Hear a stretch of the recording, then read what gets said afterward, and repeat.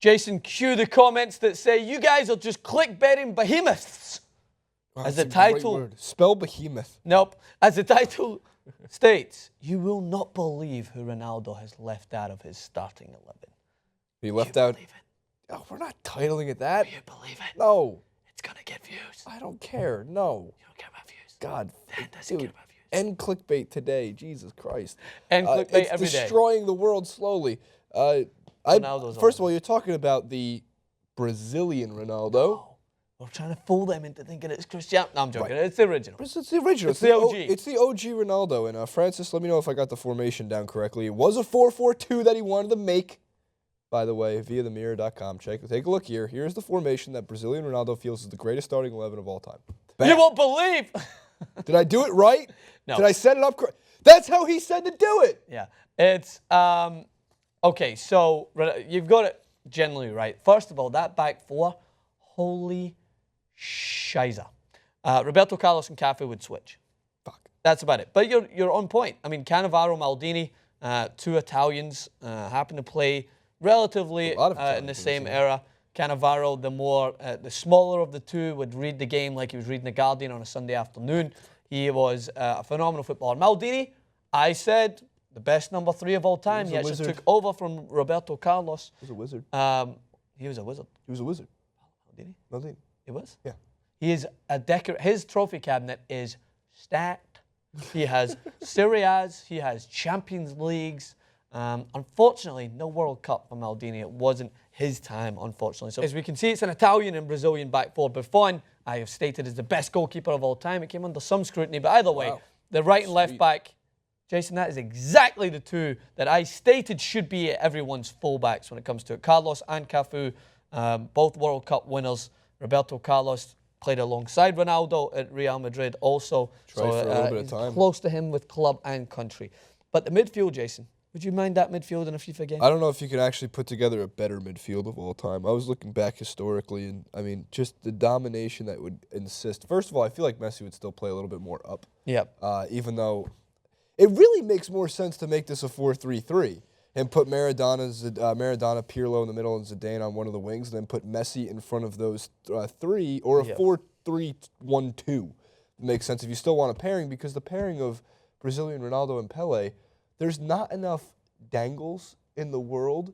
There's not enough people to faint in just disbelief, to dehydrate, because the amount of skill that the two of those players have would simply make people pass out. Yeah. And I don't know if there's any other back four you can put together to stop that forward motion.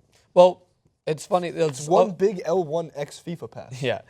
He's obviously got a large amount of respect for 3 countries, because there only is 3 countries Argentina, in this. Brazil, and Italy. Argentina, Brazil, and Italy. And at the time, let's take into consideration... Zidane is from France. Zidane, of course. Zidane is the exception in there.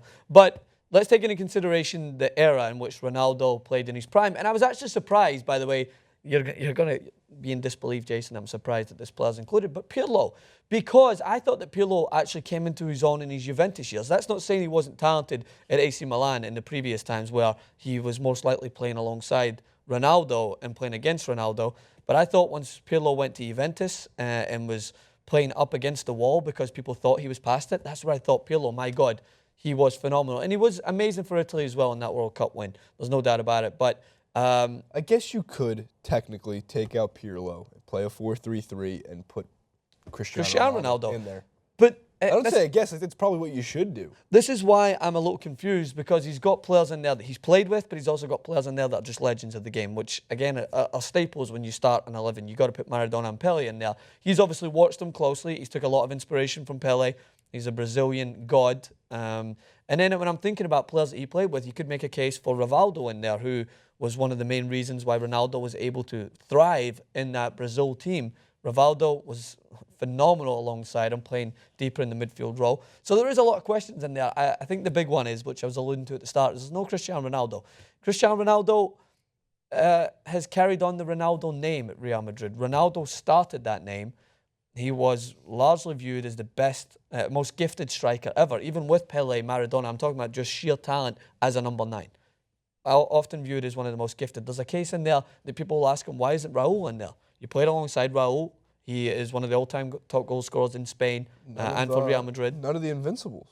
None of them. Not even Thierry Henry. Who I guess I'm not going to put him in that over any of the guys there. But maybe maybe he's a little upset still at that 1998 World Cup win in which France, with Zidane, Thierry Henry, Patrick Vieira, those guys, they went on and won. Even though Ronaldo, I think there was just this weird debacle that happened before the final. Apparently, he swallowed his tongue and he wasn't feeling well, and he was just completely off. He was amazing in the tournament. You can swallow your tongue? Yeah, there was some weird debacle that went on. But then before the actual final itself, something happened, and then when he played, he just looked 2 or 3 steps behind everyone, and they needed him to win that. But trying to swallow my tongue. Yeah, don't do it. I don't want to pull that out. You never seen the videos where the players having to pull the tongue out of their other players to swallow it on the field? It's really disturbing. What the? I've never heard of this. You're going to now watch a bunch of people. It's very common on the park. It usually happens when a player passes out, gets knocked out. It's one of the first things you have to do is turn them on the side so they don't swallow their own tongue. I'm freaked out. I'm legitimately freaked out. Dan, you've heard of this surely, right?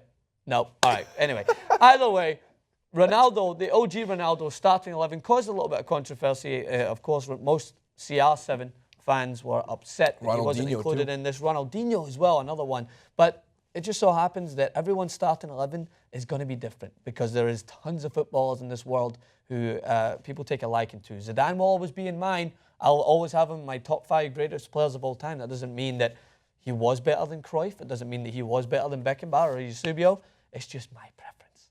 So unleash your fury to the comments. Hit us up on Twitter, Francis_Maxwell, Jason Rubin 91, TYT Sports, and we'll catch you guys very soon.